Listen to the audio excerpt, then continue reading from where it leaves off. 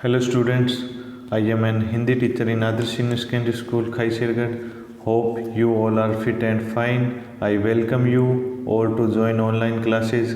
I hope see you soon in classes. Stay home, stay safe. Today we'll be discuss about Hindi व्याकरण. हिंदी व्याकरण में हम क्या पढ़ रहे थे पिछली कक्षा में? व्यंजन संयोग के बारे में पढ़ा था. तो आज हम उससे अगला टॉपिक है संधि. संधि के बारे में पढ़ेंगे. संधि की परिभाषा देख लेते हैं.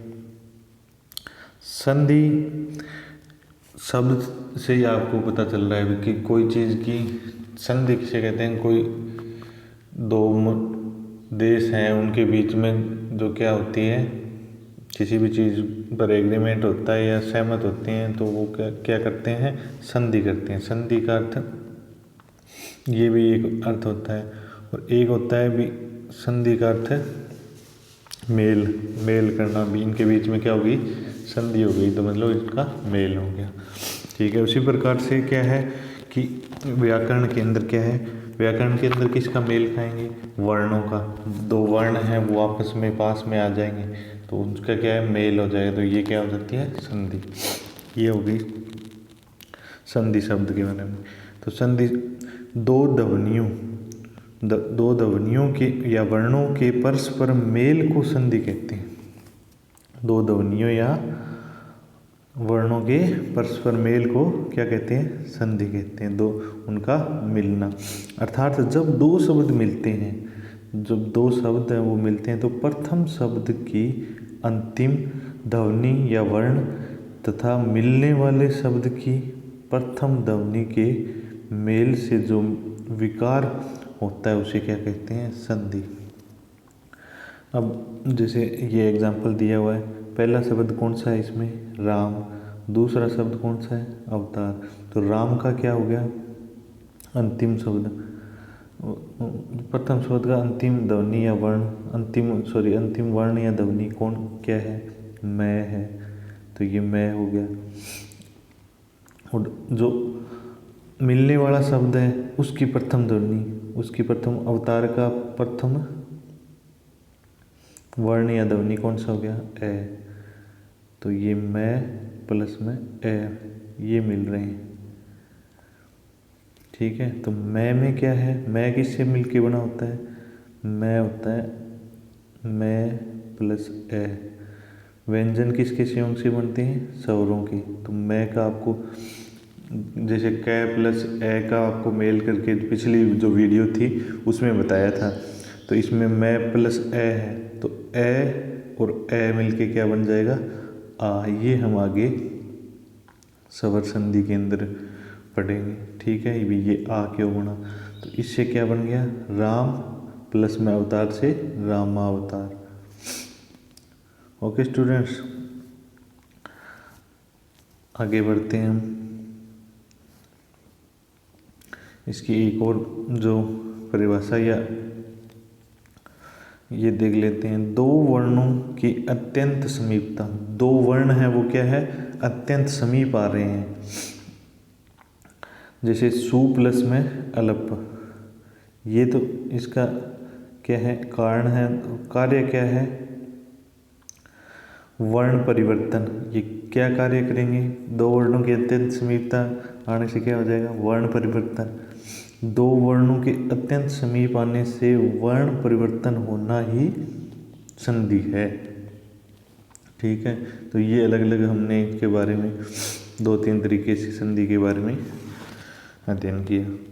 तो इसमें क्या है, परिभाषा के बारे में हमने जाना. तो जैसे सु प्लस अलप है वो क्या बन गया, सवलप. स प्लस में अंग है तो क्या बन गया, सांग. ये जो क्या है, कैसे बने, ये हम आगे पढ़ेंगे. अब आगे चलते हैं. संधि भेद. संधि के कितने भेद होते हैं, ये संधि के कितने भेद होते हैं, तीन भेद होते हैं. स्वर संधि, व्यंजन संधि और विसर्ग संधि. और स्वर संधि में क्या होता है, स्वर में परिवर्तन होगा. तो स्वर संधि में क्या होता है, स्वर में परिवर्तन. व्यंजन संधि में क्या होता है, व्यंजन में परिवर्तन होगा. जैसे स्वर संधि में तो ए से लेके ऊ तक जो भी होगा वो परिवर्तन में होगा। व्यंजन में क्या है, क ख जो भी अपने व्यंजन पढ़े थे, जैसे स्वर और व्यंजन हमने पढ़े थे, वो अब काम में आ रहे हैं। मैंने पहले भी बोला था कि संधि में काम में आएंगे। इसी प्रकार से विसर्ग संधि में विसर्ग में परिवर्तन होना होता है।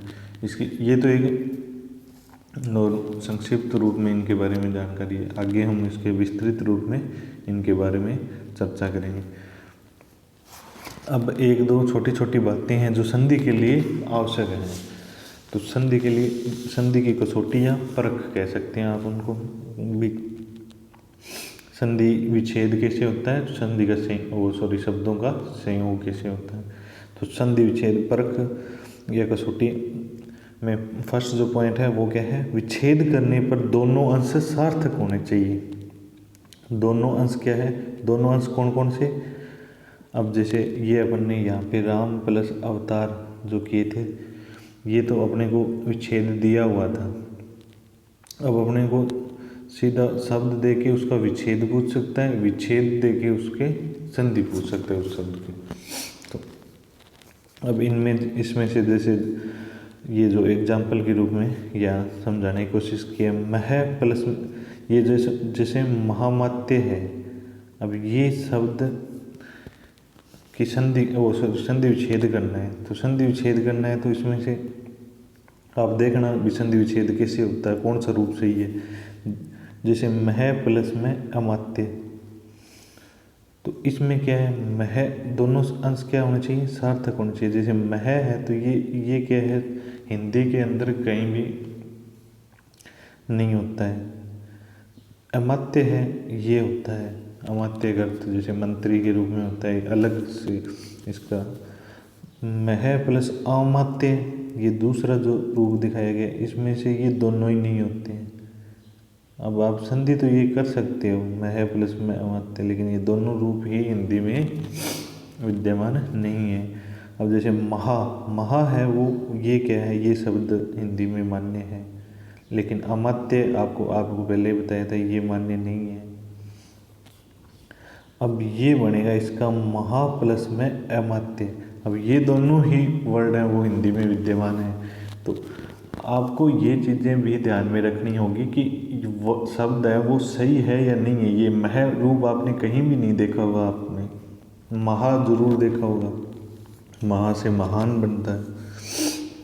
तो ये हो गया, ये इन छोटी छोटी चीज़ों की जानकारी रखनी है। भी अमात्य होता है या अमात्य होता है, अमात्य नहीं होता है, अमात्य होता है।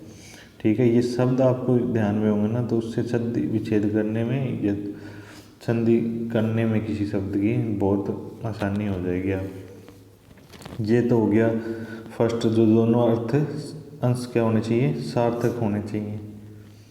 सार्थक होंगे तभी वो संधि। तो ये पहली बात होगी। दूसरी बात, दोनों इकाइयों का अर्थ मिलकर बने हुए शब्दों से मेल खाना चाहिए।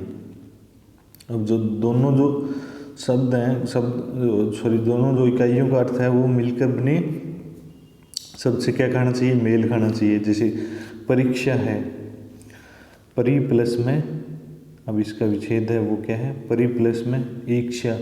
इच्छा मीन क्या होता है, देखना, और परि मीन,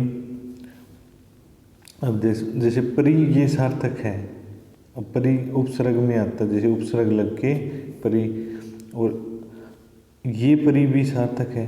अब आप कहोगे कि ये दोनों सार्थक हैं, तो इनमें से कौन सा है, तो इनमें क्या है, इनके अर्थ के अनुसार आएगा। जैसे परि है तो ये इस परि का, तो जो परि जो आप बोलते हो कि स्वर्ग लोक में परियां रहती हैं या जो भी, ये वो परि है कि ये पापा की परी है, ये वो वाली परी है, इसका अर्थ वो है और इसका अलग अर्थ है। ठीक है, परी का अर्थ इसका चारों ओर में भी होता है, एक दो अर्थ और भी होते हैं। तो ये परी इसमें आएगा। तो ये चीज़ों का भी ध्यान रखना है। वो क्या है, शब्द के अर्थ इनका बन रहा है क्या। ये परी ये लिख देंगे तो ये पापा की परी वाली परी हो जाएगी ये। तो इसमें क्या है, परीक्षा में चाहिए अपने को, तो ये नहीं हो सकता। तो इसलिए आपको ये भी ध्यान रखना है कि सार्थक शब्द होने के बाद में उनके जो अर्थ होते हैं वो भी सही हैं या नहीं है, उनसे मिलके भी ये चीज़ें सही हो रही हैं या नहीं हो रही हैं। तो ठीक है स्टूडेंट्स, आज के लिए इतना ही। अगला जो है हम अगली क्लास में पढ़ेंगे स्वर संधि के बारे में। धन्यवाद। जय हिंद, जय भारत।